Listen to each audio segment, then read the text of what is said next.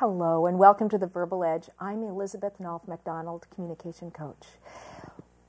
This program is geared to you, the viewer, who appreciates and values communication skills, whether in speaking, writing, or presenting yourself or your message. Now, the way we act has everything to do with what's going on in our brain, and believe it or not, whether we have the ability to create joy. Yes, joy. Now, joy is achieved through neuroscientific intervention. Now, those words seem daunting, but the theory and the practice is surprisingly simple. And as with all of these programs, communication plays a major role. Now, here to walk us through all this is Sharon Kuhn, who is the Executive Director for Attach, Attempt, Achieve program. Sharon, welcome. Thank you so much for having me, Elizabeth. Tell me briefly, what is the Attach, Attempt, Achieve program? The Attach, Attempt, Achieve program is a program that it is in several formats: workshops, seminars, and an 8-week program where we combine neuroscience and brain skills,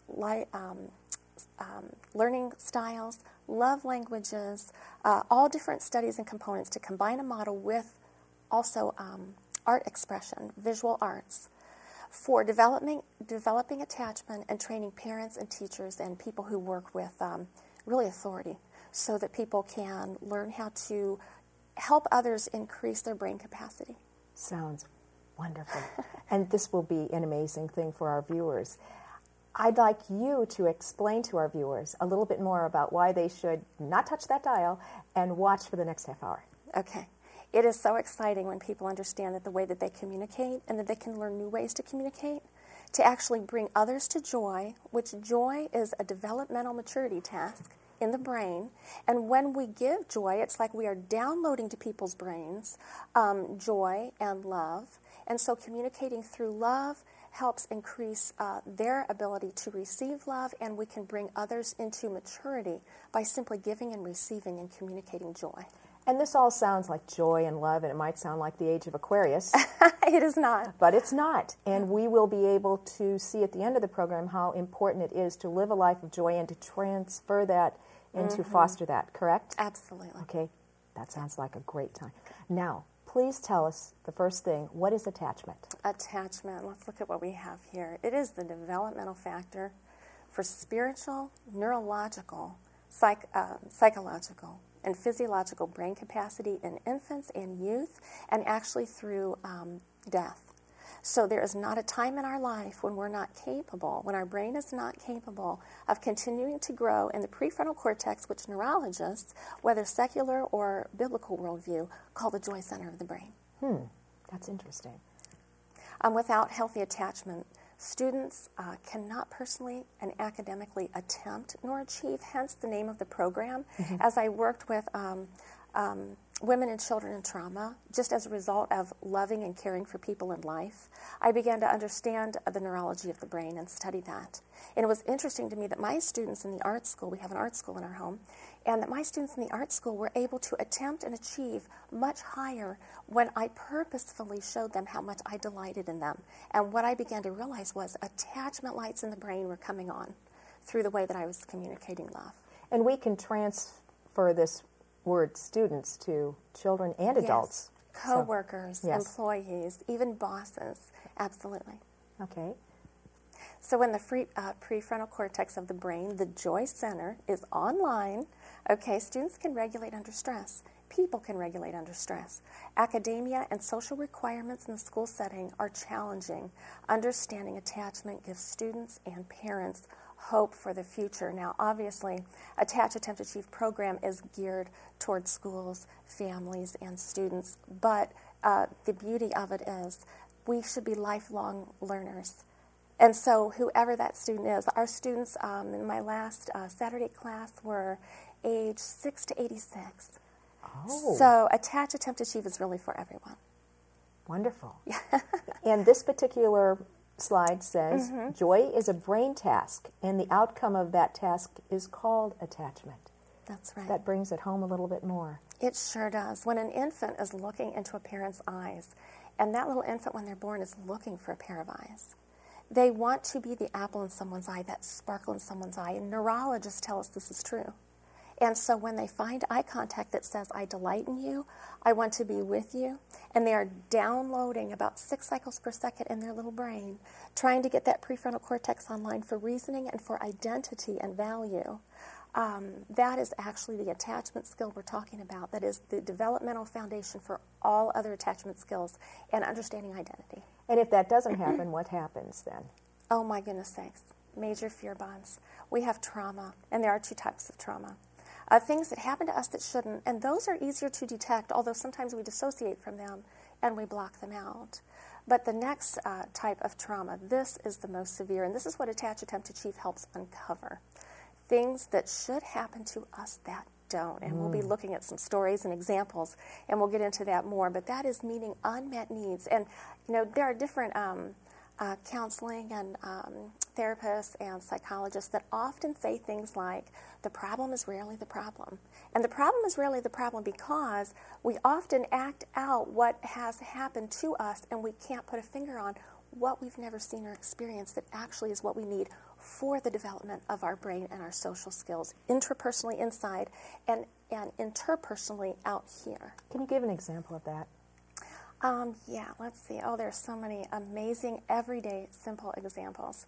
Let's say that you have a little baby that has a dirty diaper at a time when you are extremely stressed, in a hurry, and you might be a wonderful mother, a highly intentional mother, but the best of people goof up, right? And we don't know all these things in our brain in a given moment. We're not thinking, what is the infant's love language? What are all the brain skills? What are, we can't stop and think of all those things. So we ourselves get into reactive mode.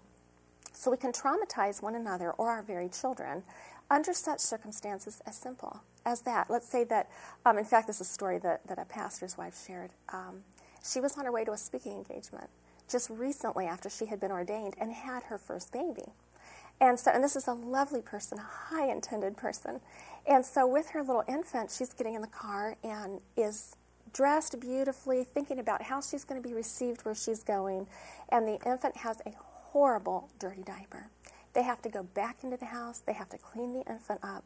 Now, if this infant is perceiving that he is shameful, he is not worth the time. See, it's not what the mother is intending to communicate. It is what we perceive in our mind under stressful circumstances. And that is certainly not to say that these unmet needs, when parents goof up, that is traumatizing a child for life, except when those unmet needs go repetitively or are repeated over time.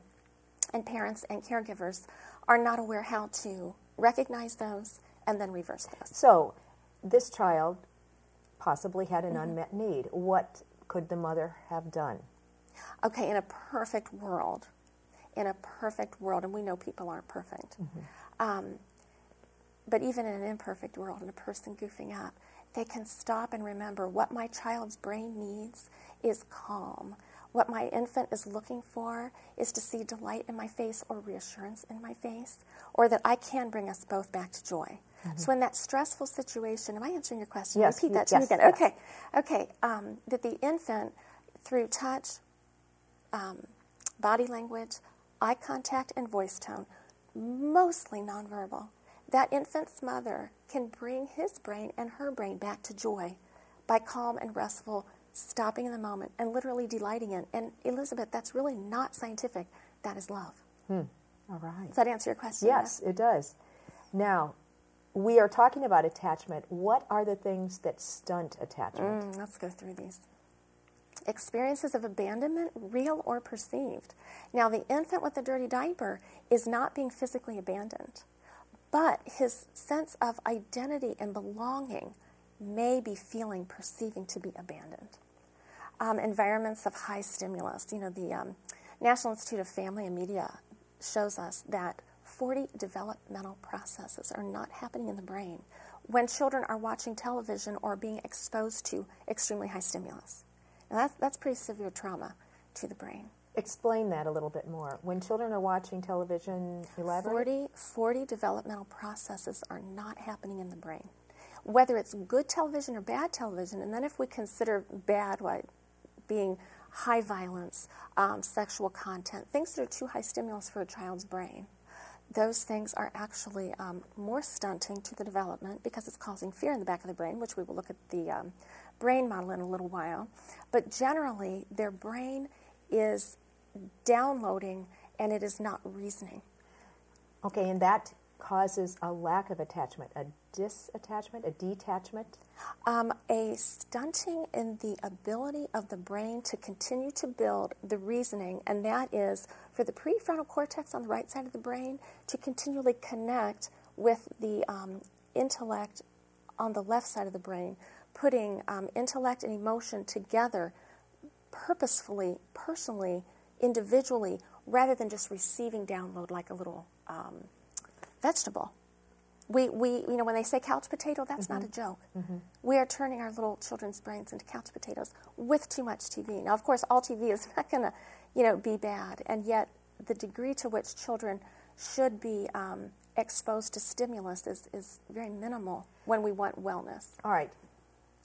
Since we are on television, and since my background includes television, I want to pursue this a little bit more. Are you talking about the content, or are you talking about the physiological things that happen in our mind when we watch the screen? Right. And that then interferes or stunts attachment? It is when we're watching the screen, actually. Okay. And the content can make it worse. But it's not that all, that, you know, anything not balanced is the problem. So to have a child watch a half an hour of television, an hour of television, I mean, 2 hours in a day, I mean, even would be max to me.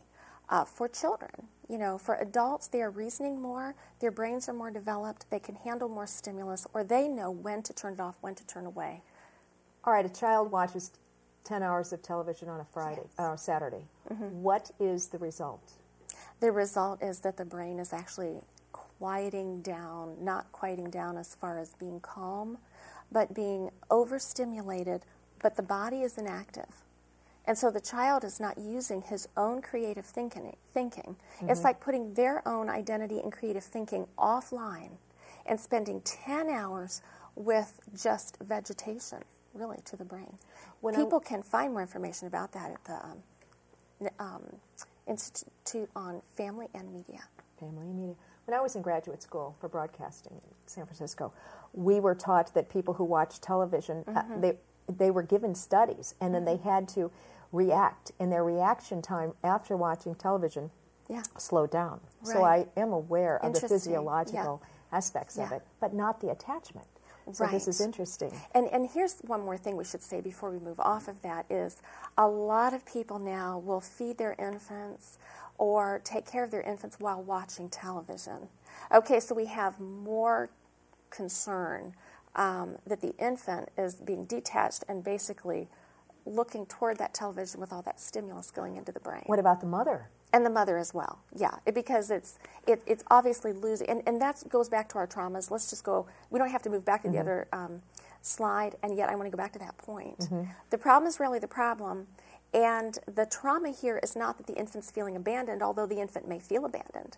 The lack of the necessary, exchange of communication, voice tone, verbal, delightfulness in one another, that is the greater trauma. Wow. Okay. Good to know. All right. What other things will stunt attachment?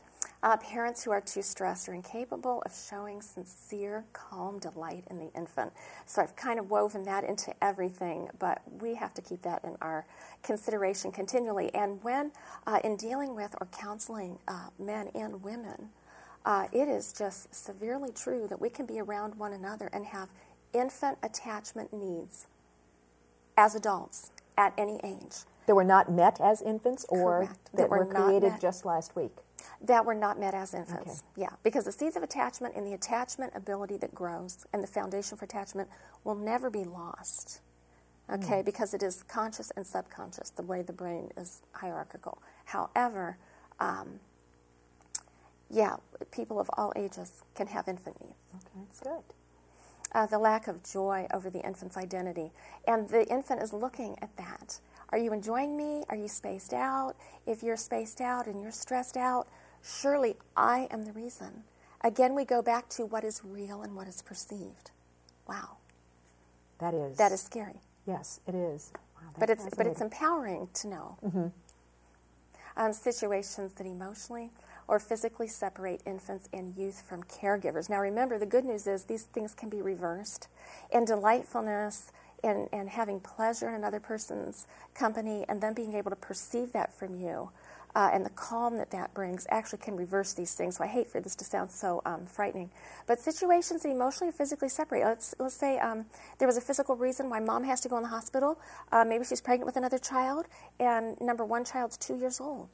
And number one child is like, Mom is God, so God decided I wasn't worth being home for. They don't have words for that. See, this is the trauma. They don't have verbal ability to discern or reason that. These are perceptions that are not necessarily going to stunt. true. Right, but they begin to stunt how we see self and how we see ourselves with others. Yes. Physical conditions interrupting the brain waves. Oh my goodness, there are just many medical things that actually can interrupt attachment. And then you would look into all of the love languages and learning styles, and you would do studies on those things if you wanted to reach a child who, let's say through epilepsy or any other physical condition that would challenge their brain waves more. And other factors. I am weaving all this together, but like love languages play a part. And we'll actually get into that more later. Yes, we will. So what happens when the tasks of attachment and belonging fail? Well, looking at fear bonds and love bonds, fear will dominate relationships. We're going to touch on this, but then we'll explain more about it as we look at the neurosequential model, because we do have that picture. Are we going to touch on that picture of the neurosequential model? Yes. So let's come back to that one and go to the next one. And weak identity entraps child in aggression or isolation. Oh my goodness, I'll bet you if you went to a prison and you were doing prison ministry, attachment disorder exponentially there. And we can reach these kinds of people. Not all of them will allow you to. Many of them will. What does attachment disorder look like? Attachment disorder looks different because all people are uniquely different.